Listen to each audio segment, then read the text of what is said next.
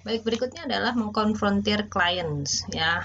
Ini sulit ya bagi kebanyakan orang. Uh, Konfrontasi itu kita tidak percaya ya.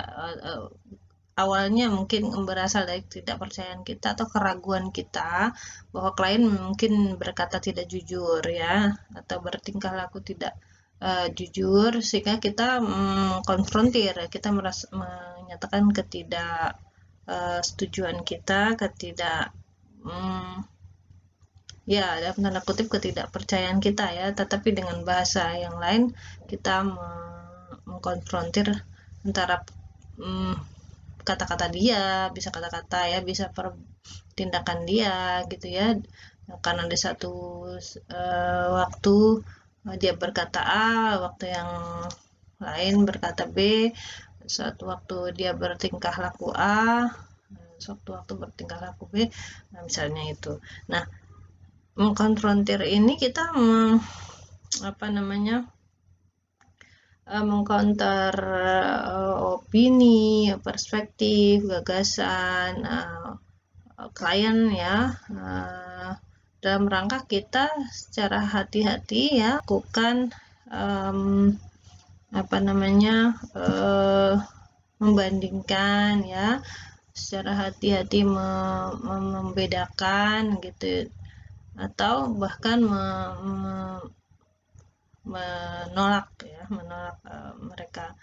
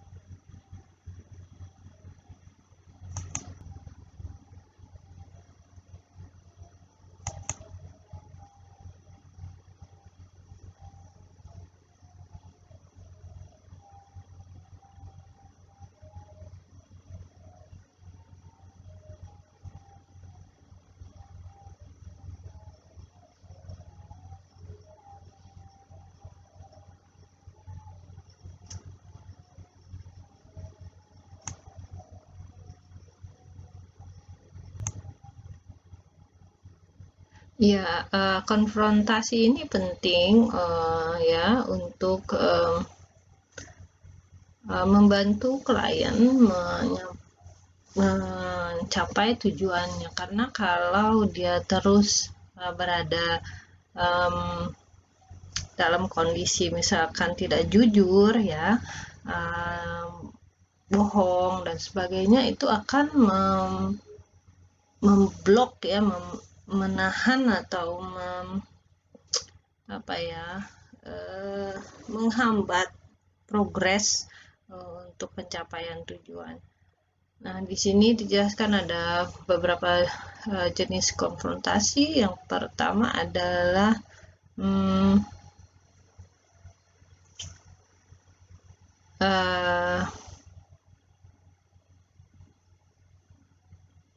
melakukan konfrontasi terhadap kejanggalan ya, kejanggalan yang terjadi pada diri klien. Yang pertama, tidak cocok ya antara dua statement klien ya. Satu sisi dia bilang I want to stay here and work on the problem ya,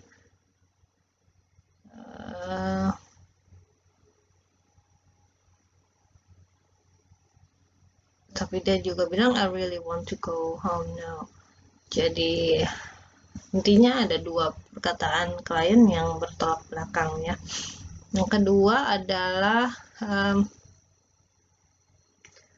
ketidakcocokan antara apa yang dikatakan dengan yang dikerjakan ya. Ini jadi seharusnya kan apa yang dikatakan sesuai ya dengan apa yang dikerjakan, dilakukan gitu ya. Kalau tidak kan, kalau dalam Islam aja dibilang munafik ya, tidak sesuai. Nah ini kalau di satu sisi dia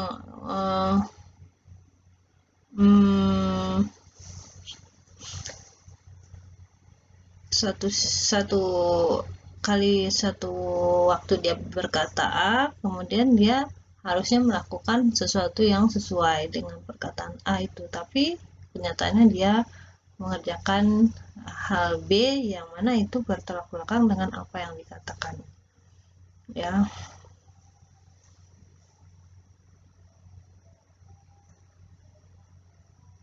Oke, yang ketiga adalah melibatkan konflik antara klien dengan orang lain ya, seperti konflik dengan keluarga, teman, atau relasi atau rekan dari Pexos ya. Ya di sini ada juga contohnya ya, bisa dibaca. Konflik antara pasangan yang sedang huru hara ya di rumah tangganya, misalkan main klaim bahwa dirinya lah yang paling bertanggung jawab terhadap anak-anak, ya saling klaim ya. Jadi ini mana yang benar kan harus dilakukan konfrontasi ya. Oke,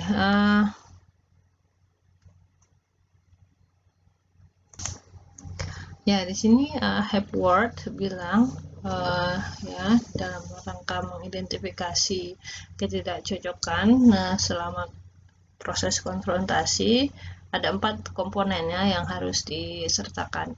Pertama adalah Pexos harus mengkomunikasikan rasa peduli ya, rasa care gitu ya terhadap klien dan kepentingan klien ya, untuk dalam rangka kesejahteraan klien ya, kebaikan klien itu sendiri. Yang kedua, Pexos harus secara jelas mengekspresikan tujuan klien dalam proses penyelesaian masalah ya kan. Dalam nanti kita belajar ada udah di set goalnya ya, di setting tujuannya apa, itu harus kita ingatkan lagi bahwa tujuan kamu adalah A gitu ya, maka harus bisa kerjasama ya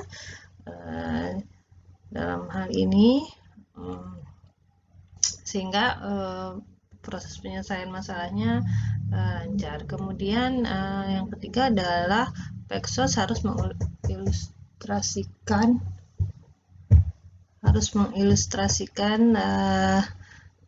ketidakcocokan itu apa. Yang terakhir adalah Pexos harus menunjukkan hasil realistik dari ketidakcocokan itu ya. Artinya kalau klien terus seperti ini, misalkan tidak jujur, maka hasilnya akan seperti apa, itu harus digambarkan. Oke, kemudian di sini ada saran dalam menggunakan konfrontasi ya, sehingga hasilnya maksimal.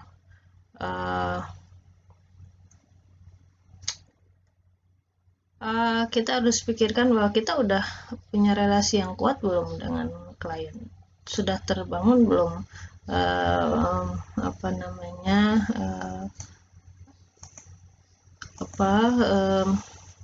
raportnya itu, apa kedekatannya, trustnya udah terjalin belum, terbangun belum ya. Kalau sudah, itu bisa dilakukan konfrontasi ya. Oke, yang kedua adalah hati-hati dengan kondisi emosi si kliennya. Dia lagi dalam kondisi seperti apa, apakah